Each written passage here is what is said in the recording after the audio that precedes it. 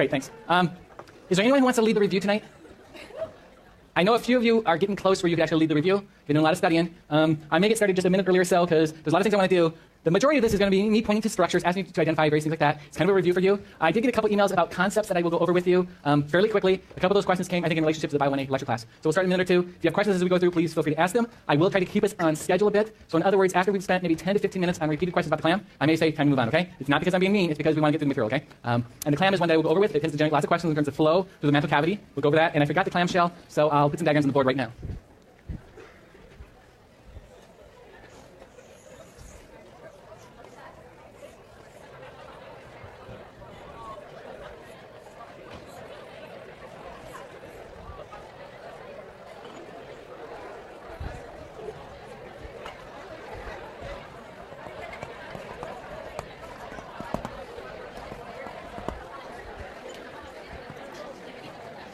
Okay, good evening. First thing, the exam is Wednesday, of course, 8:20. Please go to your assign room by 8:10. Be seated and ready to take the exam. We want to pass out the exams. We want to get started on time. You'll get a full 100 minutes. So the plan is 8:20, the exam starts. To do that, we need you seated by 8:10 so we can start handing things out. We will write a sheet that you bubble in the answers. I emailed you, posted on BSpace, sort of example things. So right now, I'll tell you it's going to be 14 pages long. Pages 1 through 8 will be black and white. These are 30-type questions, or you have to just identify an entire organism. So when it requires, or an organ, when it requires you to identify a specialized structure within an organism or that's the color pages 9 through 14. Okay, so you'll have 8 black and white, 6 color pages. As I mentioned, the answer sheet will have, I'm trying to get this to work, but there may be some issues. It will either say A through J for all about 90 questions, but I'm trying to get it so that we can actually do, if the traces are A through C, it only has A through C. If the traces are A through E, it only has A through E, okay? But we're having some difficulties with the grading program grading an answer sheet like that. So if I can't get it, that's the goal, then it will just say A through J, and then just realize you bubble in the corresponding bubble, okay? So I'm trying to do that, but we're having some difficulties with that. And of the 90 or so questions, I think there's 8 or 9 of them in total, out of all of them, where you have to bubble in all that apply. In other words, the other 90 or 80 questions, there's always only one answer. So if it requires the potential of more than one answer, I specifically will say there, bubble in all that apply, okay? Is that clear? So it isn't, the majority of the questions, there's only 10% of them at most like that. All right, in terms of resources, there's old reviews online. Please go to our website. I posted it on BSpace a little while ago. We have the charts there with answers, a large chart that's out in the display hallway. The answers to P-Labs worksheets have been posted since last week. But most of those worksheets were make a drawing, label these things. So I didn't put answers for that, like those sorts of things out in the display case, but please take advantage of those resources. Office hours, a few students were there today. We have office hours tomorrow. It's posted on BSpace, and then I'll have some office hours on Wednesday. So let's just go and get started. Please make sure you're on time, though. You don't want to run out of time, so make sure you're there. Overview, let's just run through this. Movies, photos. There's tons of things on Google Images, etc. I know a lot of you took a bunch of images. Quiz each other. Ask each other to identify various structures. Sometimes students have come in and say, I have no idea what this picture is. And occasionally I have to say, I don't know either, because I can't tell what you took a photo of, okay? But other times we can figure it out. It's the ovary of the frog with a bunch of eggs in it, things like that, okay? The charts I've said from the first lecture here, please look at those charts. Make them out for yourself. Know what analogous structures are. So for example, on these questions where I might have you look at some structure in a crayfish, I might then say, what's the analogous structure in a human? Or in a cockroach? Or in a clam? Those sorts of things, okay? And that's where those charts will be very useful for you, okay? You can take the figures. We've posted on our website the figures without labels. So you can print out those labels and ask each other, what's this, what's that? So you can do that. You can color code them. There's various ways to do this. Make sure you know the cladograms. I got several requests about, can I provide, a bunch of blank space by each question that asks a cladogram and do that. It's not real feasible because it ends up making the exam 20-some pages long, okay? And since it's about 40 cents per page of the color, it just gets to be too expensive. So furthermore, I'm not going to have you identify the specific thing. So someone can be an organism. Clam, okay? So the clam is bivalve, all right? So that's the smallest group. But that may not be a choice. So the smallest group might be mollusca, because there is no bivalve in there as a choice. Or the smallest group might actually be Lophotrochozoans, because mollusca is not there, nor is bivalve there. So in other words, if you try to draw those cladograms over and over, they'll just take way too long. So if you have kind of an image of that, the various cladograms in your head, it will go much faster, okay? Because naturally the answer you're looking for may not be there. Does that make sense? So that's why I've stressed, look at the cladograms, ask each other, hey, if I had, a cockroach and a clam, what's the smallest group that would contain those two? I then realized, okay, if that wasn't there, what would be the next smallest group, all right? Anyway, here's some image. This is how the exam used to work. I would actually have you take this, I would say start, I'd time it for a minute 45 seconds, I'd say done. And I'd switch to the next slide, and then I'd ask how many students finished, and usually there were maybe 10, 15 hands that went up. But the way you can do these things is, on the exam, if you see something like this, go ahead and write next to them what the structures are, or the stage. So that's probably a 4-cell or 8-cell. That's the, what stage? Ovum. Clear animal pole, vegetal pole. There's what stage is that?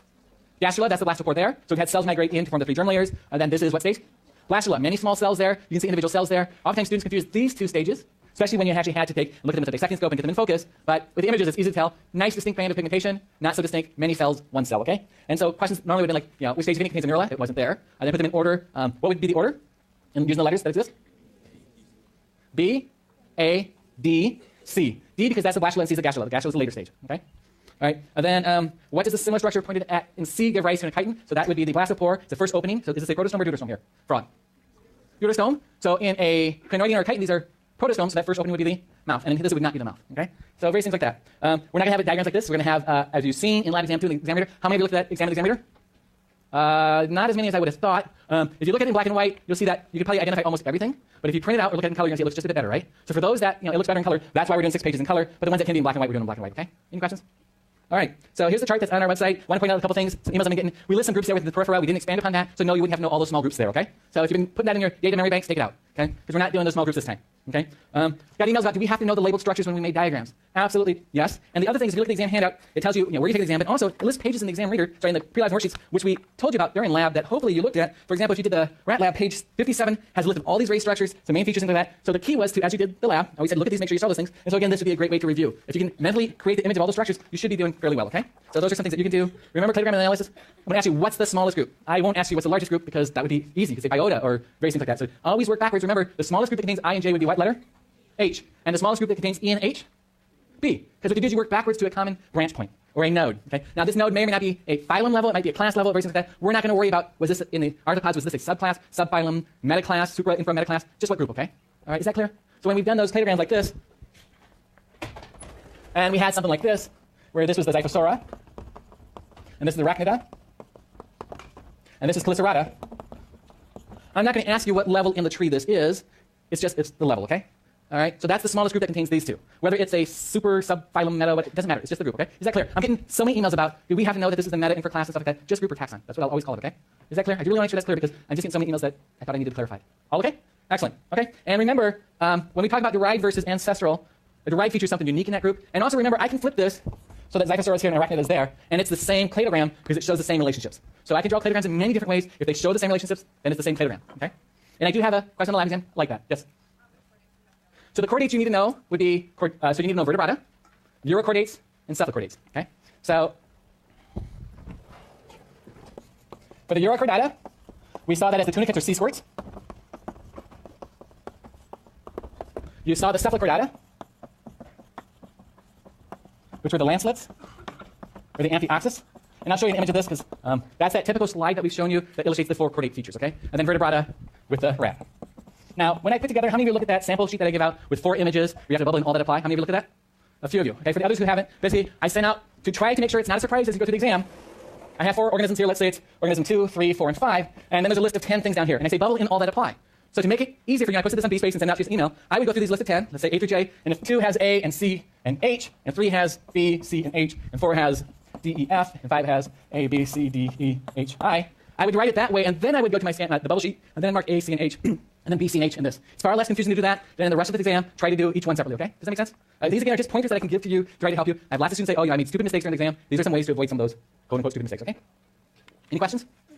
No? Okay, great. Notice here, we did not look at the Ctenophora, so you can ignore those. For the nematodes, the thing you need to know about the nematodes is that they're pseudocoelomates, and they're in the ecdysozoa, in terms of the branch. They shed, okay?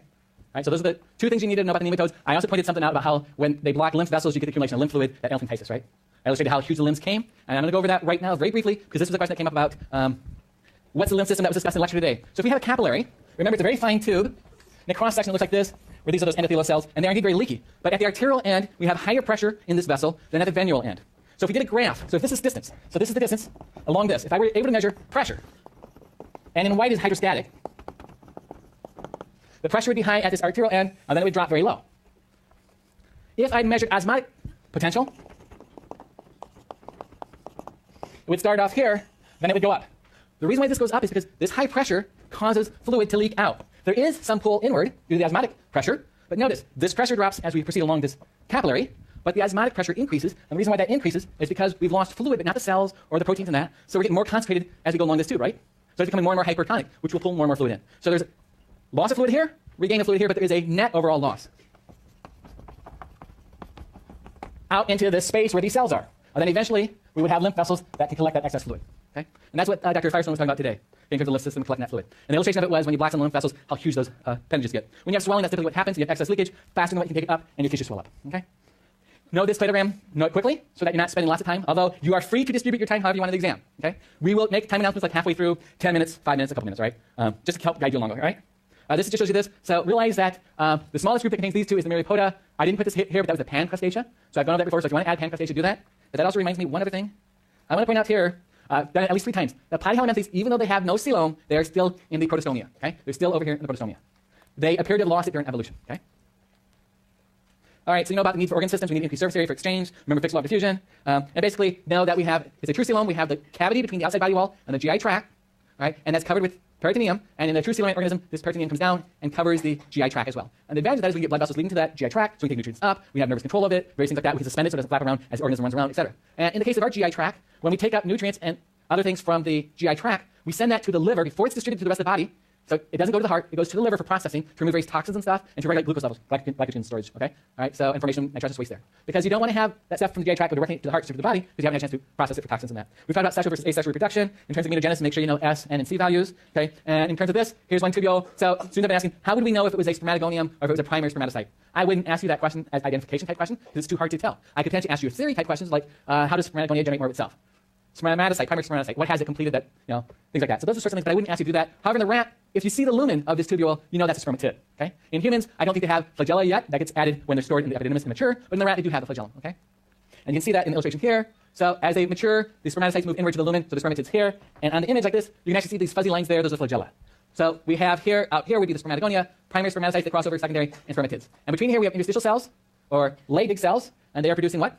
Testosterone from cholesterol, and then the Sertoli cells within here convert the testosterone to DHT. Okay? And this just shows you close with this. This was trying to illustrate this. So I would not do this on the exam typically, although potentially I could, but not typically. I might say out here in the periphery, what stage of spermatogenesis might you find, and the traces might be spermatogonia, or spermatid, or maybe secondary spermatocytes. And realize, of course, the later group should be later in the process of meiosis, should be more towards the lumen. Okay? Any questions on that? Yes? About coelomates, sure. So the advantage of having a coelom is you have a cavity. So what happens is by having a body cavity like this, you can have organs, and they're not in a solid packing of tissue. So if you think about that, if I had my abdominal cavity completely filled with tissue, every time I stepped and moved my legs, I would have to compress something. Potentially my bladder filled with urine. Rather embarrassing every time I took a step, right? But the thing is, think about the heart. You have the heart. It's in a cavity. What creates the cavity around the heart? Pericardium. So now you have the heart in a cavity. So you allow that heart to expand outward and contract inward, right? And you're not going against a solid packing of cells. Also, you have a surfactant in there because as it hits that pericardium, the friction would be too great. So you have a surfactant there to decrease that. Okay? So the advantage of coelom is you can have organs acting independent of one another. The advantage of having to be a true coelomate versus a pseudocoelomate is by having the peritoneum come down around this, you can have vessels, blood vessels, nervous control of that GI tract. In a nematode, where you don't have this GI tract is effectively just floating in there, and we don't have vessels that lead to it directly. So nutrients have to diffuse out of there into the coelomic space and then gets distributed. Okay? Did that answer the question? All right. Oogenesis, pretty similar in terms of the various stages. I want to go over a few things here. Remember, the entire thing is called a growing follicle. We have immature follicles, mature follicles. What happens during that process is the number of cells in that follicle is increasing with time. All right? Because we're making more granulosa cells, we're making more Dicot cells. They all fall in the category of follicular cells. So as we increase this, we're increasing the number of cells that can make estrogen, potentially progesterone later. So here's a maturing follicle. There's the, in this case, a rat. This might be an ovum or secondary oocyte. Hard to say for sure. I wouldn't typically ask you, is this an ovum or secondary oocyte? Because it's hard to know for sure. But you know what's going in that process, all right? Here is the antron, the fluid-filled space. We don't see the nucleus of the ovum because it's out of the plane of the section. Likewise, mature one, mature one, mature one. So what we see here in this ovary is that there are many that reach the mature follicle stage. So in fact, we can release many ova when that rat ovulates. And she can indeed, as you notice, have many embryos implanted in each uterine horn. Not true for humans. Typically, only 1 or 2 secondary oocytes are released, but the surrounding cells are released. And then this just shows the zone pellucida there. And here, what would be this layer of cells right there? Thecal cells, and these are granulosa. And here it just shows you the thecal cells are the outer layer, a little thicker. From that layer, here's granulosa cells, and this around here as well. So what gets released is this ovum in the rat and the surrounding cells, sometimes called corona radiata. So for the sperm to get in here, it has to go through several layers of follicular cells.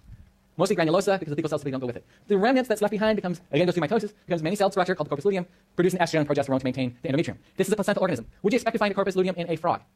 No, because it's releasing the eggs. There's no endometrium. The eggs are fertilized externally, developments all external. All right? And then this just shows the sturgeon eggs. We had a jelly coat out here. This is after fertilization. Make sure you know about slow and fast blocks. By the way, if you have questions, shout them out. I know I'm going relatively quickly. This is kind of at the review stage, so if you need to watch this again a second time, feel free to do so. But I really do want to get through most material. So if you have questions, shout them out, raise your hand. Okay? So we have the fertilization membrane here. This just shows your stages. Gastrulation through here. Here's the larval stage, bilateral symmetry, and then the adult has radial symmetry. Now the echinoderms, are they radiata or bilateria? Bilateria. The radiata group is the cnidarians. All right? And then this illustrates to you that what happens during the fast block and slow block. And certainly I can ask you about various questions like this. Remember, there's preformed cortical granules here. When might you form those cortical granules? What would that be a part of? Establishing those cortical vesicles. When does that occur? It really occurs before the eggs are ever released, so it would be part of the maturation process, right? So remember how we talked about how the ootid has to mature and become an ovum? Part of that is making sure you have these cortical granules out there ready to do the slow block if you need it for